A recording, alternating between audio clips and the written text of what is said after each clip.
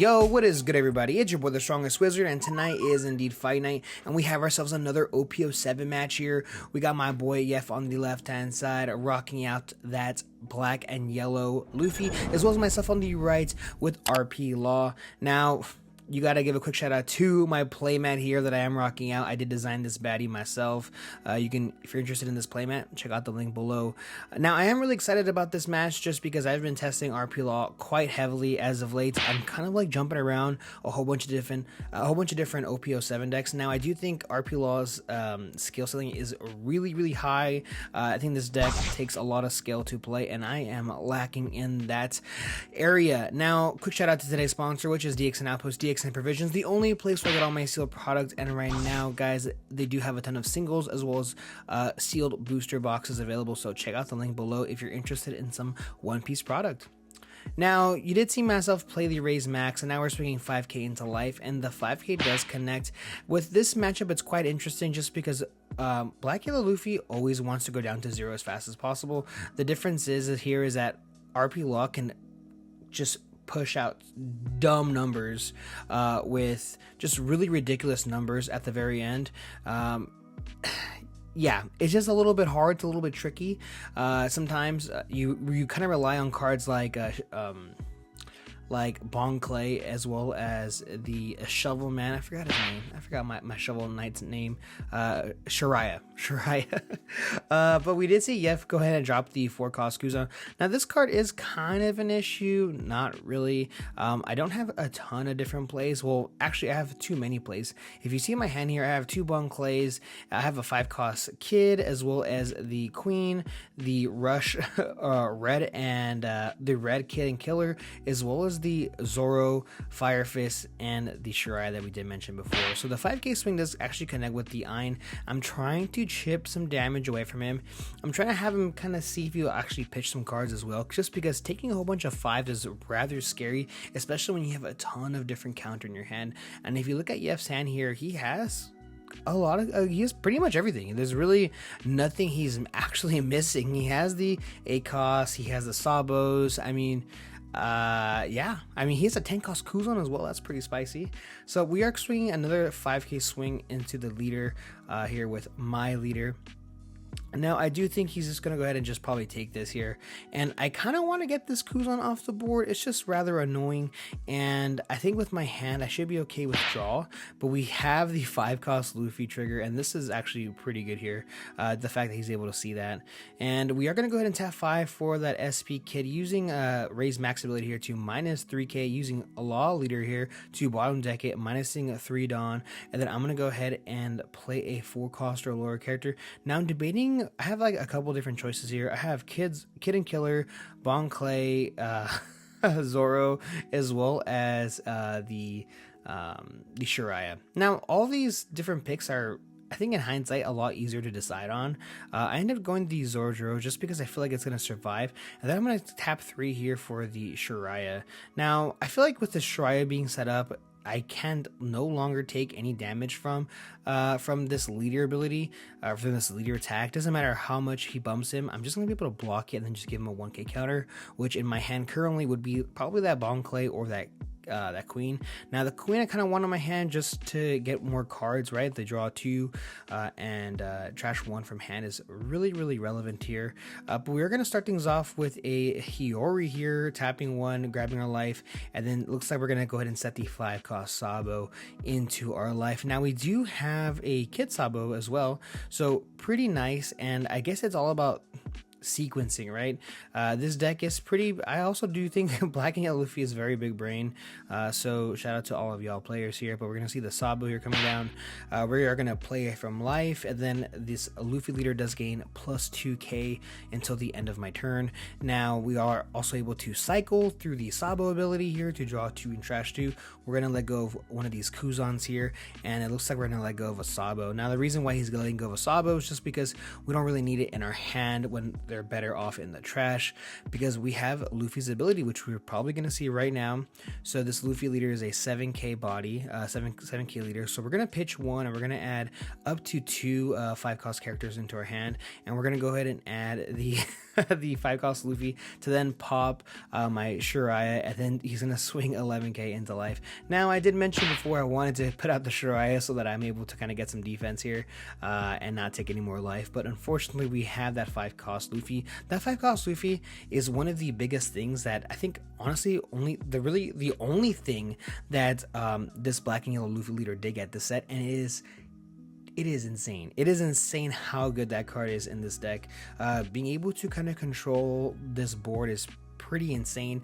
Constantly, every single turn with that 5-cost Luffy is actually really good. So now it is currently my turn. I'm now sitting at 7 Dawn, and my little hamster brain is working them gears, man. I'm running on that wheel, trying to figure out the best play here. Now he is at 9k, which is rather unfortunate. Even if I was at full 10 Dawn, it's still 9k is a lot, man. 9k is definitely a lot. And if you see in the hand cam, I have quite a few options. Now I do have to say the Bon Clay as well as the Shiraya are winning cards that win me this matchup. Those 2 cards are insanely good. So we're going to start things off here with the Zoro to ramp 1 Dawn, and now we are at our 8 Dawn here. No point in attaching 5 Dawn to the Zoro just so it can do 1 damage or get 1 card out of his hand. We're just gonna go ahead and use the ability here to just ramp 1 active. I think Zoro is an insanely good card this set. Definitely really good here. So we are going to see the Fire Fist, making that a 2k body Sabo. I cannot kill or KO the Hiyori because of the Sabo ability. And now we're going to see the Shiraya. We're going to -3 here to bottom deck the Sabo. He does have another one in trash, so it's not the best, but I mean, it is 1 more out of the way. And with leader ability here, we are going to play the Bon Clay. We're going to ramp 2 Dawn for 1 for the Bon Clay as well as 1 for the Kid, of course. Now, with 5 Dawn, I am kind of at an interesting position. He has 7 cards in hand, and as you can see, I think they're all 2Ks. Yeah, Yef currently only has 2Ks in hand, as well as the one, it looks like the one Luffy. Yeah, just that 1 Luffy. So I'm going to go ahead and swing, it looks like 10k into life. This is an easy 2k counter, which he has abundance of. He has 4 copies of, he literally has 4 copies of Flampe. That is insane. Yeah, pretty good here. So no point in me swinging with my kid since that's a 9k leader anyways. So my man Yef here is currently sitting at 0, but he has only 9 Dawn. This is one of the main reasons why I kind of like to go super aggressive against Black Yellow Luffy in this matchup, just because you kind of force them to be placed in awkward positions and awkward situations. They can't play Gecko Moria this turn because if they go 8, then they only have 1 Dawn. They can't use leader ability here to get 2 guards back from their trash and put them into their life. It doesn't really work that way.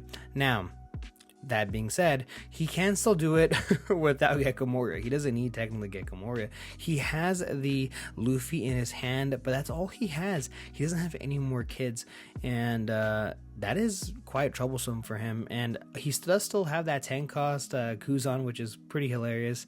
A tech card that we kind of saw in Asia being used. So I definitely love the creative the creative freedom here to trying things out. You never know what's going to be really good or what's going to stick. So we're going to use leader ability here to pitch the 10 cost Kuzan to play 2 cards back into our life. That's 2 Luffys here. Now we do have the 1 Luffy, so which we are going to for sure see come down. So this 1 Luffy is going to go ahead and bring out the other Luffy. Using its ability here, he gets a pop a 4 cost or less. Now he's going to go ahead and pop the Shiraya. I definitely agree with that. This Bon Clay is essentially useless until he sees the Gecko Moria coming down, and unfortunately for me, Shovel Man is down. So this leader, interesting enough, is a 7k base leader now with 2 Dawn attached to it, so that's a 9k swing, and he has 5 extra Dawn and he has nothing to do with it, so he's swinging 5k into the Zoro. Now I know what you're thinking, 5 into 4. I could block this. The only issue is that then he would swing Luffy into the Kid, and I don't want to give him the Kid, and if I let him take the Zoro, that's a free ramp. So actually I'm gonna go ahead and actually counter out of this, I'm going to go ahead and give him 2 cards. If he swings with his leader into the Zoro, then it's essentially a free block. I'm not going to block my kid with it, right? So I kind of feel like it's kind of a 1-win. I still have 1 life. We haven't seen a rush ace so far this game, so I'm not too stressed about it. So we're swinging 9k into life. I'm gonna go ahead and take it, and then I think we just drew into a Reiju, I believe. Yeah, so it's Reiju, Kid, and Queen, and then I just drew into an Alma Sunday. Unfortunately, this late of game, it's quite useless, but with cards like Queen, I can actually pitch it to, you know, get some sort of value off of that. So now this Bon Clay on the board is absolutely useless, like I did mention before. That card is not swinging at all this game or this turn. But I am at 0 life now. So I'm trying to think what's the best way to kind of handle this situation. If you look at Yef's hand, he has 4 2Ks in his hand. If you're Yef, I bet you're feeling, you know, not the worst here. So I'm gonna go ahead and swing into the Hiyori here. I don't want any issues there. To ramp 1 free Dawn, so I am at my complete 10, and I'm gonna go ahead and swing 9k into life. Now this was gonna require obviously 2 cards out of Yef's hand. It has to be a 2k or a 1k, or in his situation, I need 2 2ks, or he can just take it, right? So now he could also be possibly trying to bait me here. I think if he takes this, which he does end up taking it, we're gonna bottom deck that Luffy. Now he might be baiting me here just to kind of just swing all into life here, but I'm gonna go ahead and -3 Dawn, use this ability here to play the Kid and Killer. Using Kid ability here, we're gonna go ahead and ramp, and I'm gonna go ahead and attach, it looks like 2 4 6 Dawn to a 7k swing, which I believe is 13k. Yep, 13k here. So, and if you look at Yef's hand, he definitely has enough. So there's 2, there's 4, 6, and then 8. So he is spending a little extra.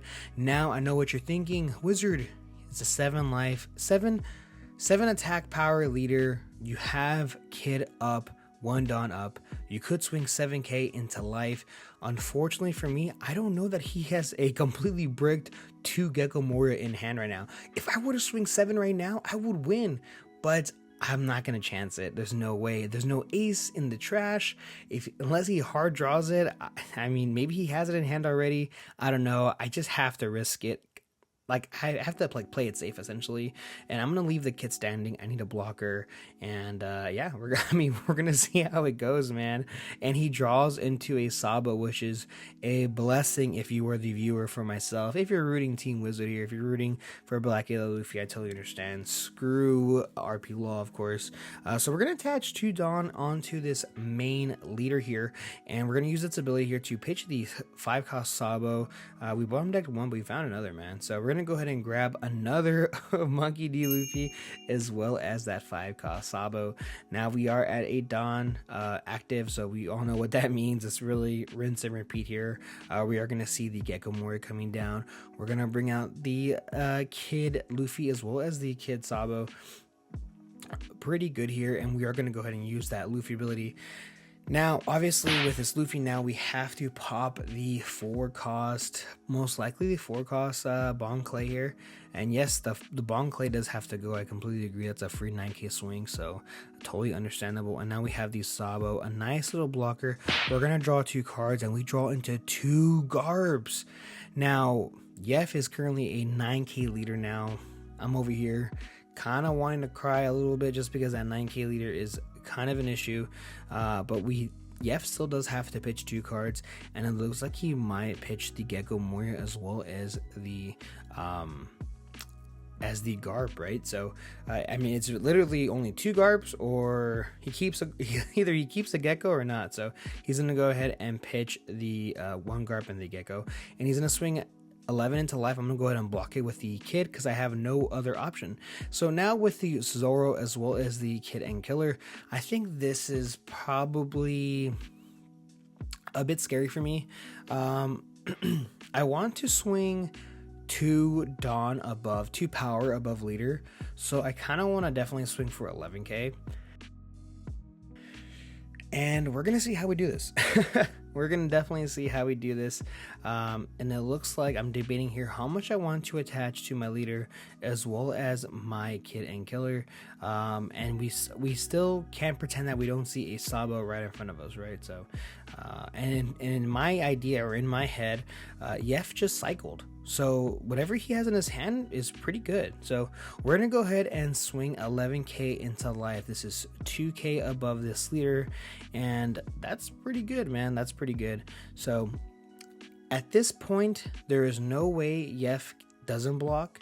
I think Yef, thinking about this play and this idea, I think he's kind of baiting me a little bit. So he's gonna go ahead and block this. And now with 2 cards in hand, and I currently have 4, 5, 6. We're gonna go ahead and use leader ability here. We're gonna go ahead and play out a. It doesn't really matter what I play out. I don't have. If I don't win this turn, I'm essentially dead anyways. So for that reason, I'm just gonna go ahead and play the Shiraya just in case. I don't know. I mean, I'm not gonna set up another blocker. This is it for me. So I'm really debating this. Honestly, I don't know why, but I am debating here. Now, I could be using an ability here to play the 5 cost Queen, but I'm gonna go ahead and use the Zoro ability here to ramp 1 free Dawn. Playing that Zoro such a long time ago is actually paying off here.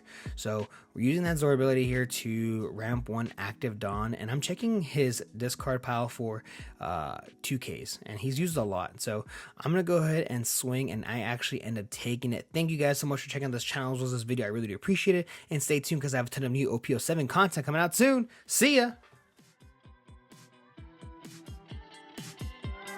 이상